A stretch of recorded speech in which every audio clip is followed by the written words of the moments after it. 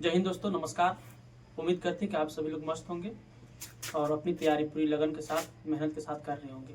जैसा कि आप लोग को मैं बता चुका हूं कि गढ़वा होमगार्ड की वैकेंसी आ गई है और आज 26 दिसंबर से ऑनलाइन प्रारंभ डेट थी, तो आज से ऑनलाइन होना चालू हो गया है। तो आप भी यदि इस वैकेंसी में अप्लाई करना चाहते हैं तो आइए इस वीडियो को माध्यम से रूबरू कराते हैं और लाइव टू लाइव आपको मैं फॉर्म अप्लाई करके दिखाते हैं कि क्या क्या जरूरत लगेगी और क्या क्या नहीं लगेगी, क्या क्या प्रोसेस है इसका।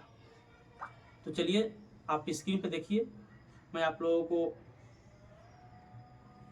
अभी लाइव प्रूफ के साथ बताने जा रहा हूँ। देखिए, सबसे पहले गूगल या क्रोम से आप इस वेबसाइट पे जा सकते हैं। देखिए वेबसाइट यानी requirement.jharkhand.government.in पर हम क्लिक करेंगे और इस पर क्लिक करने के बाद झारखंड रिक्वायरमेंट पोर्टल आएगा और पोर्टल आने के बाद इसमें देखिए वेलकम टू रिक्वायरमेंट पोर्टल नहीं कह सकते हैं कि देखिए डिस्ट्रिक्ट कमांडेंट झारखंड गृह रक्षा वाहिनी गढ़वा, इसकी अप्लाई डेट है आज से और इसकी लास्ट डेट है 24 जनवरी 2026 तक। तो देखिए अभी हम आपको दिखाते हैं कहाँ से अप्लाई करना है। देखिए यहाँ से 3 डॉट पे क्लिक करेंगे और 3 डॉट पे क्लिक करके आपको इसमें रजिस्टर लॉगिन न्यू यूजर, मतलब यदि आप पुराने कैंडिडेट हैं तो आपको लॉगिन करना होगा क्योंकि इस पर आईडी बनाया हुआ है। यदि आप न्यू कैंडिडेट है तो आपको रजिस्टर करना होगा या न्यू यूजर पर क्लिक करके आपको न्यू यूजर पर क्लिक करना होगा। देखिए न्यू यूजर पर क्लिक करने के बाद आपको क्या होगा, full name, inter your full name. Full name आप क्या करना है, एकेडमिक यानी अपना मार्कशीट के आधार पर इसमें फुल नेम डालना है। जैसे रंजन कुमार या फिर अदर नाम, कोई भी किसी का नाम हो तो पूरा नाम डालना है अपने सर्टिफिकेट के अनुसार। फिर मोबाइल नंबर, फिर ईमेल आईडी डालना है। फिर आपको डेट ऑफ बर्थ डालना है सर्टिफिकेट के अनुसार, आधार कार्ड के अनुसार नहीं, सर्टिफिकेट के अनुसार। उम्मीद करते हैं कि आधार कार्ड और सर्टिफिकेट का दोनों डेट ऑफ बर्थ मैच करता होगा। फिर आपको परमानेंट एड्रेस डालना है, फुल एड्रेस डालना है। फिर आपको कैप्चा डाल के क्या करना है, यहाँ पे फिल कर देना है। यदि आपका इस पे आईडी बनाया हुआ है तो आपको एक काम नहीं करना है, आपको क्या करना है तो डायरेक्ट लॉगिन करना है। देखिए दिखाते हैं लॉगिन कैसे करना है, यानी लॉगिन यहाँ से करना है। लॉगिन करने के बाद आपका क्या होगा, यूजर नेम और पासवर्ड होगा। पासवर्ड क्या होगा तो आपका मोबाइल नंबर पासवर्ड होगा। पासवर्ड के माध्यम से कैप्चा फिल करके आप इसको लॉगिन कर सकते हैं। लॉगिन करने के बाद आपको क्या करना है,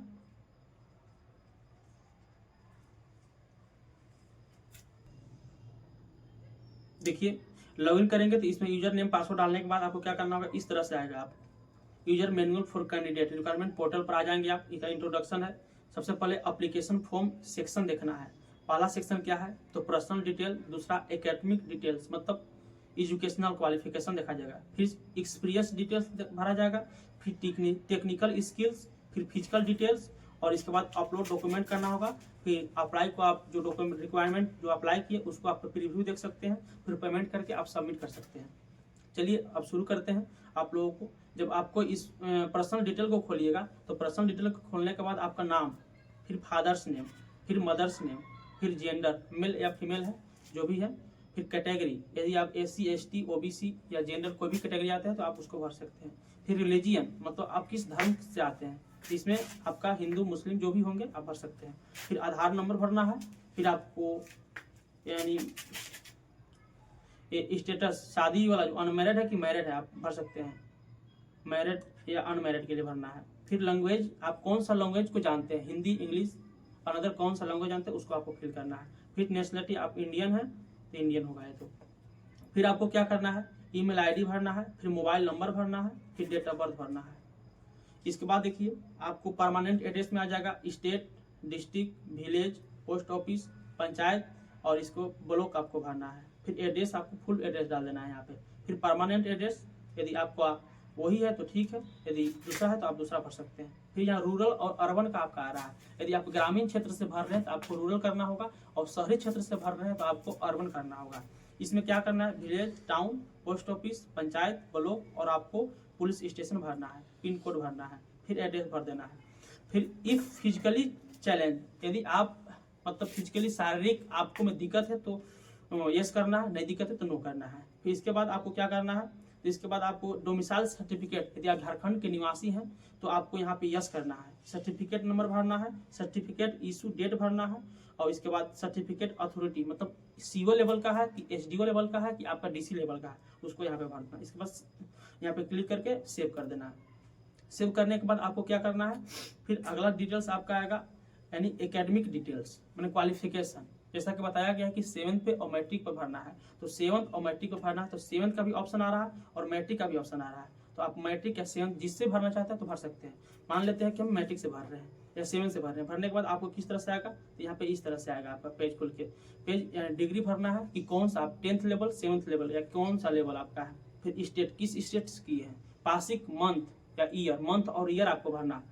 फिर बोर्ड यूनिवर्सिटी किस बोर्ड से, सीबीएसई या झारखंड से किए हुए हैं।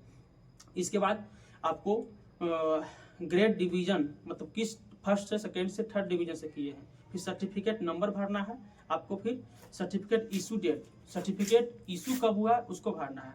इसके बाद टोटल मार्क्स कितना 500 का होता है तो 500 भरना है। फिर मार्क ऑफ 10 उसमें कितना मार्क्स आप पाए, कितना लाए उसको। फिर परसेंटेज में आपको भरना है। परसेंटेज जैसे मतलब 75.40 है तो 75.40 लिख देना है आपको।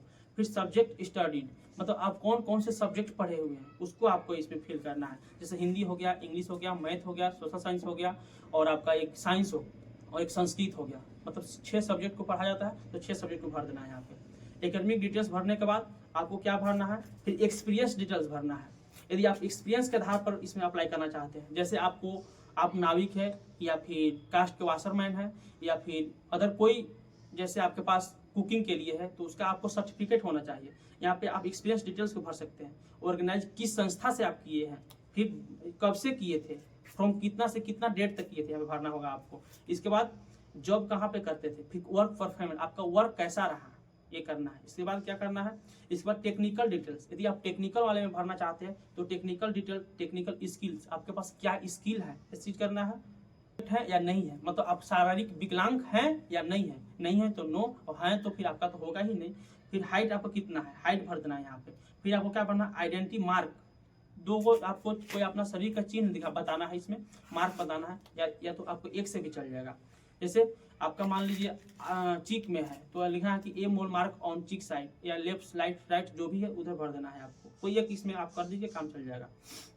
फिर आपको देखिए अगला क्या है, स्पोर्ट एड, यदि आप स्पोर्ट कोटा से कहीं अवार्ड पाए हुए हैं, जैसे मतलब स्टेट लेवल पे या सेंट्रल लेवल पे अवार्ड पाए हुए हैं तो इसमें आप भर सकते हैं। स्पोर्ट किस खेल से आप संबंधित है, ऑर्गेनाइज इंस्टीट्यूट क्या है, स्पोर्ट अवार्ड आपको क्या मिला है, उसका सर्टिफिकेट मिला होगा, सर्टिफिकेट डेट भर देना है। इसके बाद क्या करना है, इसके बाद आपको क्या क्या यहाँ पे देखिए आइडेंटिटी प्रूफ क्या क्या लगाना है।